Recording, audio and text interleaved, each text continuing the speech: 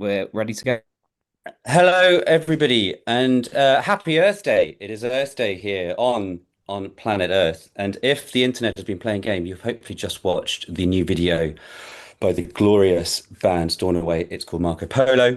As you are well aware, it is Hello, full everybody, of and happy wildlife. Earth Day. It is Earth Day here And on all I can hear is planet myself in my Earth. And ear, if the which is internet has probably been not a playing good games, thing. So I'm you've going to watched take the new my video. ear out and hope that. Who's that? Is that you, Brian? Have you got yourself playing in the background?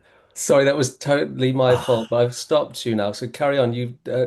Grossly unprofessional. We were doing so smoothly. I say I was full of aplomb and glory. Yes. So, okay, here we are.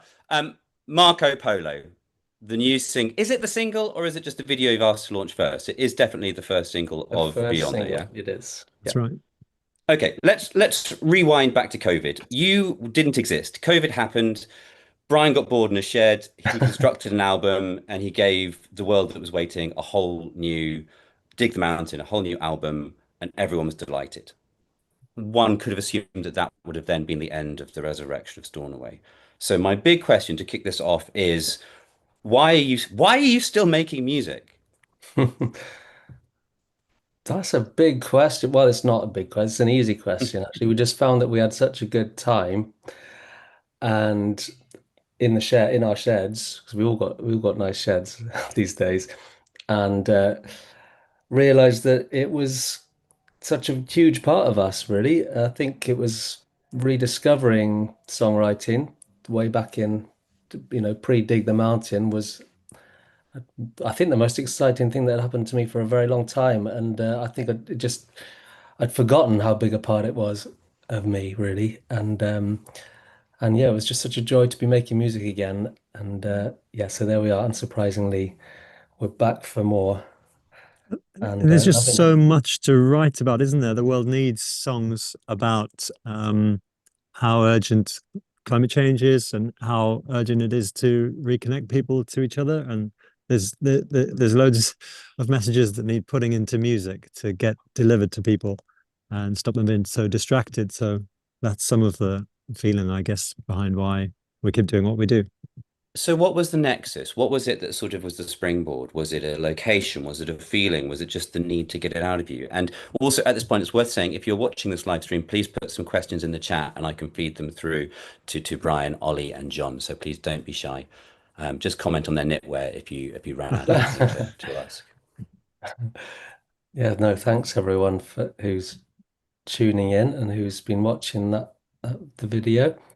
Um, I mean, I'd be honest, it sort of feels a long time ago now, but COVID and that period was an incredibly inspiring time for the wrong reasons, really. But for me, it was definitely an opportunity to reconnect, not just with music, but with the environment. So I'm very lucky to live in quite a relatively wild part of Britain, out in the Gower Peninsula, and at that point, it was wonderfully empty of people. So, I think, but wherever we were, I mean, I think it's widely known that people had started to notice nature again and notice bird song and for it to kind of come back into our lives. And that was a very inspiring thing, I guess. And um, I've got young children as well, and I think, there's lots of change happening in my life at that point. They're not so young anymore, but I think that was also a big inspiration for me is seeing them and seeing their experience of this lockdown time and forming bonds as a family, I guess, through that period. So is Beyonder as equally personal? I mean, you have songs like Anwin on the previous album, which is your child's name. And so, like, are you continuing that deeply personal theme, or are you looking out broader? What is the hope for Beyonder? Because one would suggest by the title of it is looking a little broader than Yeah, directly at home. it is very much so. Yeah, I think it is a much more outward looking album and not just lyrically, but also sonically. I think the last Dig the Mountain felt like a kind of homegrown thing. it felt like sort of it was quite in some songs are quite small sounding and quite sort of intimate, I guess. And this one we've definitely been feeling the desire to be really ambitious. In fact, more ambitious than we've ever been before, I'd say. And so I'd like to hand over to maybe John for a minute because actually a lot of this album, in fact, more than any other album, started with John's arranging and John's writing. So it's a much more collaborative album than any we've done before, really, in that respect. Not that they're ever anything other than collaborative, but yeah, John, have you got any thoughts on why it's so big, why it's ended up so big? We've got to say that thing, John. You are muted. You are not only off the planet, but you have got What's really no cool, audio I did transmission. this on the radio as well. I did that on the radio on YouTube myself the other day.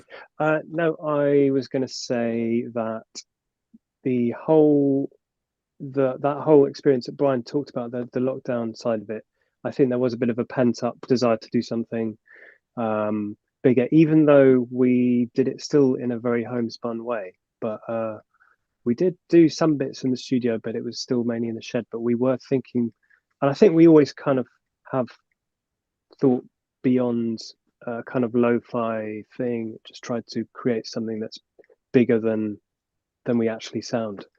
So it's all just a kind of elaborate lie. That's what we do. That gives me a good chance to ask a question from David Gilman in the chat, who's wanted to know after seeing the Royal Albert Hall show and many others who saw you on tour over the last few years. You took a lot of people out on tour with you, took Welsh voice choirs with you.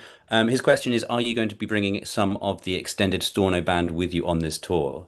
Having had a sneak preview of the album, there are many instrumentalists there. There are choirs in there. It's a pretty broad sound. So like, is it just going to be the three and a bit of you, or is Samples. it going to be a whole host of friends? We're Just to gonna just play them from a keyboard yeah, sample. Just or fucking a click track, a backing track, no actual yeah. musicians. Just a karaoke. Just hello to David because he's a really dedicated, brilliant supporter, and big thanks to David and whole family. And I want to answer that by saying we've got two types of tour. As everyone knows, we've got Unplugged, which is a very stripped back kind of acoustic feel that we do around a campfire. But we have toured that on the big stages. But this will kind of be the opposite. We do the maximalist, all plugged in, lots of people on stage. We might not have the 70-piece choir every night. That was a special treat for the Albert Hall, but we'll definitely be pulling out many stops. So come along. One of my favorite things about the tour is it's happening on some of the special occasions. So is it Cardiff's going to be Valentine's Day and Bristol's going to be Halloween? So we're kind of inviting We'll get people to them. get in the spirit for that. Should we do it the wrong way round? Yes, yeah, just swap them. Do the covers. We usually do a cover. So Ghostbusters last time, and can't remember the Valentine's one we did. Oh Let's yeah, just Also swap around. Ghostbusters. we need some Halloween suggestions, Yeah. don't we? There are a lot of comments coming into the chat about Marco Polo, how it sounds and how the video looks. I guess gives us a good question to talk a bit about that particular single. Brian, the story behind it comes from where? Why are you interested in explorers and the anthropogenic act of expanding out into the planet to find what you can see? Hmm. And also then what's with the video? Because obviously the single video from Dig the Mountain was a visual cutout smorgasbord of patterns, whereas this is much more simple and refined and focused. So what's the thought behind the song and its video presence? Well, the explorers thing, always been a bit of an obsession of mine. I've always been very drawn to the romance of that, I'll be honest, and but you know the adventure as well. I've always been adventurous, and actually, you know, coming back to your first question about songwriting, I think that's where I think that was why it was such an incredible experience rediscovering songwriting is because I realized it was something I'd been missing, which was adventure. Because actually, you know, start writing a song and every song that we write is a big adventure, and that we don't know where it's going to go. It's could go anywhere, and it's I think that's where the excitement comes is the adventure element of songwriting. But as it happened with Marco Polo, you know, writing. I've recently been kind of rediscovering these explorers and adventures with my son, with a book, which featured a lot of great explorers, modern day, historical, male, female, all sorts, and we've both been really, really enjoying reading those stories and learning about these incredibly inspiring people, I suppose. So and then I just had this a bit of a kind of a moment of I at this moment where I realized, you know, adventure is also meeting someone and getting to know someone, and so I kind of put the two together, and it became a love song. And yeah, I kind of it sort of was one of these songs that started with John with an amazing piece of arrangement that made me think of heading off on a big journey on a setting out to sea or something like that.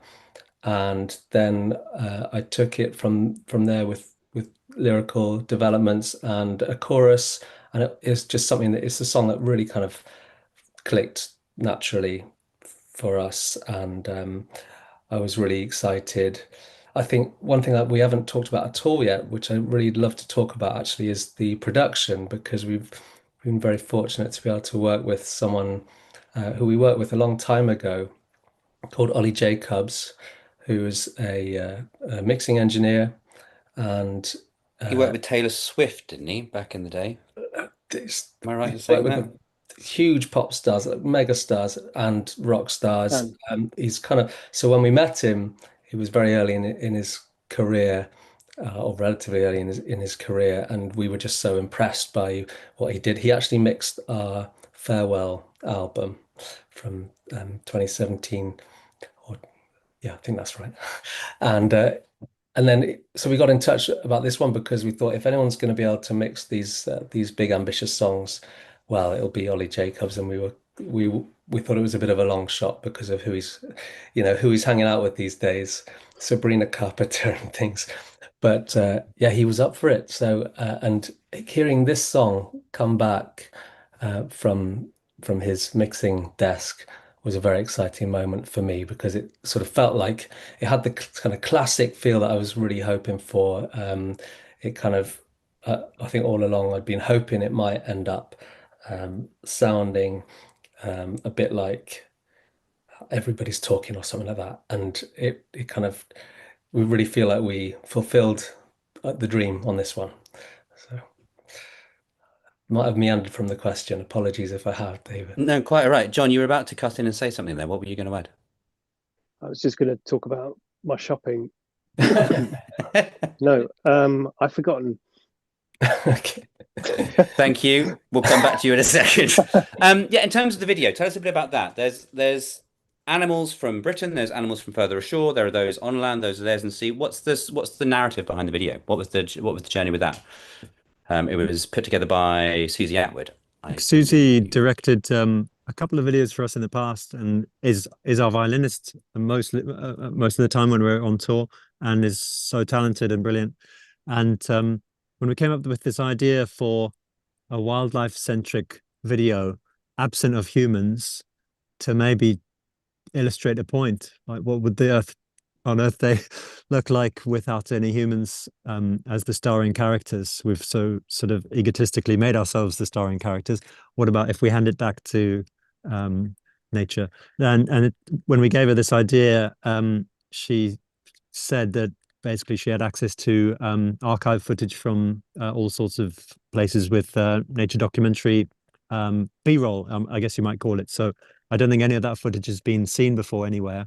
But it's shot really professionally by crews who were going out to catch particular species in their natural habitats, and have managed to weave together, with Susie's help, something really magical, I think. Thank you. Just to go back to the questions that are coming in as we're talking about animals, there's a lot of questions about what's your favorite bird watching spot? What's your favorite bird? What's your go-to bird band? Bonksy on bassoon, Shag on the sax, etc. So let's hear each of your favorite birds and favorite bird watching spots, or indeed other animals. Like you can watch many living beings. I'm Go on, happen to Brian. be Don't be over shy. here by Oh, the go on, Ollie. Garthorne Road Nature Reserve. This is where I've perched myself for the evening, partly to if we go on long enough, or I might just stay on after to watch the Lyrid meteor shower tonight. Apparently, it's a really good Yeah. chance tonight, clear skies. Um, so this nature reserve is really important locally here in southeast London, where I am. It was once part of the Great North Wood. It's one of the last remaining fragments of that. About 95% of it was taken away by agriculture and all sorts of things. My favorite bird around here is simply the wren, and I'm having to go on mute half the time because the wrens keep coming out and sort of screaming. You know how loud they can be. But yeah, it's just around the corner from where I live, so local is working for me at the moment. Perfect. Brian, favorite bird watching site? I'm gonna go. It sort of depends on the day. Today I'm in a kind of a feeling in a chuff kind of vibe. So on the cliffs around here, around the coast of Gower and further west in Pembrokeshire, we get a very rare species of crow called a chough. And at this time of year, they are busy courting and they're very characterful. They're sociable and they've got beautiful curved, bright red beaks and bright red feet, and they're very acrobatic as well. So you see them doing flips, and they look like they're one of these species, few species, a bit like an otter, that look like they actually have fun. You know, they kind of look like they've got a real playfulness to them. So I think if I was going to come back as a bird, it might be a chough. Perfect. And John, how about yourself? As discussed at the beginning, I don't, yeah, I don't have time for animals. And concrete jungle is where um, Perfect. Um, so it's Earth Day. It's a bit cruel because most people won't have heard the full album yet because it doesn't come out until what date does it come out? 25th of September, I think. 25th of That's right. September. Excellent. One of the songs on the album, Honey Eater Song, talks about hope and change and using the song as a metaphor for perhaps environmental change, perhaps social change, whatever. But it suggests that the planet is in peril and we are not paying enough attention to it. But yeah, it's quite an uplifting song. It's something very much for people to look forward to. I was wondering if we just, as it's Earth Day, sort of delve a bit into that about whether or not you think that music is something that can empower positive environmental change. And in particular, how does that song try to do that? 100%. Yeah. I mean, yeah, I feel that myself with when I see live bands and when I go to festivals and when you experience the kind of shared connection that people have watching music, I think it can be a really powerful thing. And you know, I kind of feel that at our shows as well. And it's, you know, probably the best thing about being in Stornoway is that that sense of connection that we get with our audiences. So thanks everyone who's listening, who has been to see us at shows and but yeah, with Honey Eater's song, it's it is a song of hope, but it's about a bird that is um yeah, there's not that much hope for, unfortunately. It's a bird that has got so rare. It's an Australian bird called a honey eater. They don't actually eat honey, this particular species, but certain members of the family do, and they become so rare that they've forgotten their own song. And you know, they're so sparse that the young birds are not hearing males singing because it's the males that sing in this species. They're not hearing the birds males singing the song, so they're not able to learn it, and therefore, you know, it's almost a self-fulfilling prophecy in that they're not then as attractive to females because they're not singing what they what the females want to hear, and so it's not looking great for them, but there's a bit of hope in that there's a bit of work that's been done on these birds in captivity and before their song was actually completely forgotten in the wild. Uh, one or two males had been brought into captivity and had been singing to young birds, and over time, these young birds are learning the song. It hasn't gone yet. So they've got tutors. These young birds in captivity have got tutors, and I think they're on the cusp of being able to start re-releasing some birds to the wild. But anyway, it's a very rare bird. that story about them being so red that they forgot their own song really kind of chimed with me, and I felt like yeah, there was a good you know route to write some lyrics about that, and to try and write a song of hope. Um, and I'm hoping people are going to enjoy that one, and hopefully learn that song with us in due course. At this On point, tour. I then ask you to do an a cappella rendition of it as a freebie for everybody, but I don't think that'd be entirely fair. Ollie, you You're obviously on bring mute. So, um, Ollie, you obviously bring a whole load of African influence. Your roots are in the Southern Hemisphere. Um, I believe that you're about to head out to South Africa as a group to work with Ladysmith Black Mambazo. That's very cool. Can you explain a bit why, and whether or not that will be incorporated somehow into Beyonder and the tour heading forward, or is it another project that could be doing something else in the near well, I think future? we've all been for a very long time influenced by that choir, Ladysmith Black Mambazo. They sing a very rare type of music called isitatamia. It's a Zulu choral style.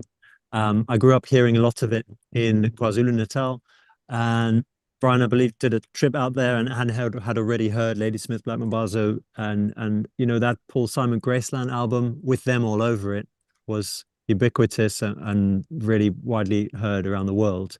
And it actually brought Isitatamia as well as Mbaqanga styles and Maskanda styles out of South Africa and exported them on a grand scale.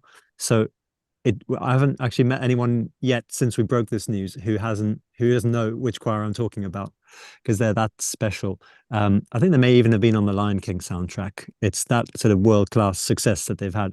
And it's these 10 guys who formed the band back in the 60s politically, because the translation is Ladysmith Black Spear, and it was a political force talking about liberation against apartheid, which was rampant then in the 60s. Anyway, that's the kind of sonic background to our musical upbringing, all of us, and especially me because I was right there. I saw them live a few times. And that's why it was such a shock when a friend of mine who's living in Joburg still sent a video of Ladysmith Black Mambazo covering a Stornoway song. They were singing Josephine in Johannesburg with the help of a local artist there called Jeremy Loops. And the kind of the source of that collaboration was that they'd all come across the song because of its title, Josephine.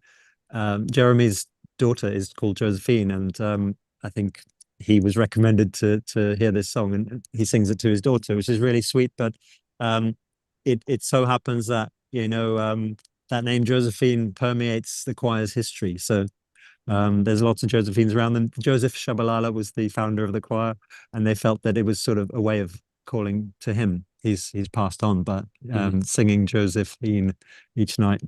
So anyway, they're basically fans now. And when we called him up in I think it was November, we were pretty quick to get in touch with them and say, wow, our favorite choir in the world and possibly our favorite band is doing a cover. How about we come out and record that with you and maybe do some other stuff?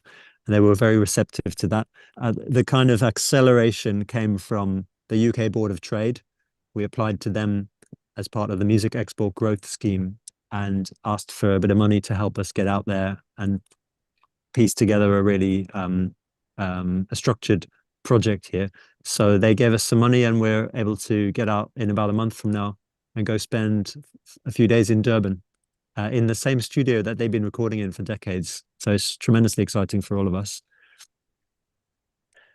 Glorious. I'll start to bring this to a close. I guess before we finish, we need to talk a bit about the tour.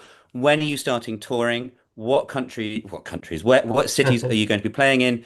And a particular question from Bethan Briggs Miller, 1749. Are you planning on doing any outdoor woodland sets, maybe amongst nightingales?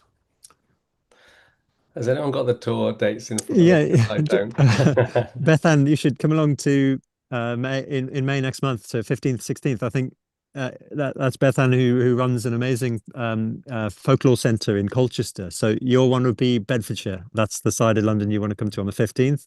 But 16th, we're down in Sussex. Those are the two Singing with Nightingales dates.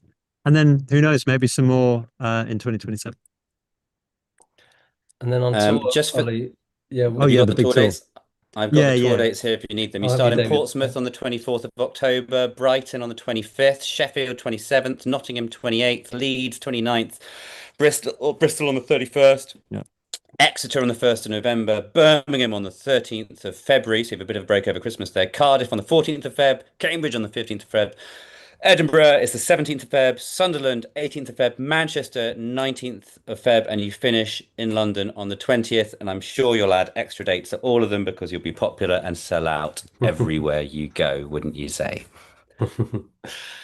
Oh, we can't wait. We absolutely love going on the road, and we're looking forward to kind of, you know, working on a bit of new music as well. We showcased we showcased Marco Polo and another new song, River of Voices, and another one, Leave Your Light On, at the Royal Albert Hall, and really thrilled with how that went down. So yeah, looking forward to kind of bringing some new music on the road, and obviously good sprinkling of Old oldies as well. classics. Perfect. And some covers, More some mystery covers, new covers. covers, Yeah. or We should work Which on ones some have new we? covers, shouldn't Which ones were you saying yesterday, Brian? What were we going to do? we? Those weren't entirely serious suggestions, John, but Oh, that's sad. I must say, when I saw you in London a few years ago, I was very happy to hear The Only Way Is Up. So I hope that makes a return. But that would be my request. Anyway, I'll draw this to an end. Thank you all of you for chatting. Well done on Marco Polo. It's glorious. Best of luck on Beyonder and the tour coming up. And have a great time with Ladysmith Black Mambazo. That sounds fantastic. Thank you. Thank you so much, Thanks, David, for David. hosting this, and thank you so much, everyone, for tuning in and for chipping in with your questions. Sorry we didn't get to all of them. What's your favorite vegetable? All these important questions we'll have to come Turnip. back to. We unfortunately we don't have time for what your favorite vegetables are because the asteroid shower is about to Yeah, happen. yeah. So turn off your It's the computers, apocalypse. head outside and look at the skies. It's not the apocalypse, John, and just because you're out of space doesn't mean that you've got the best seat in the house for that. Super. Thank you very much for listening, and we'll see you all in the future.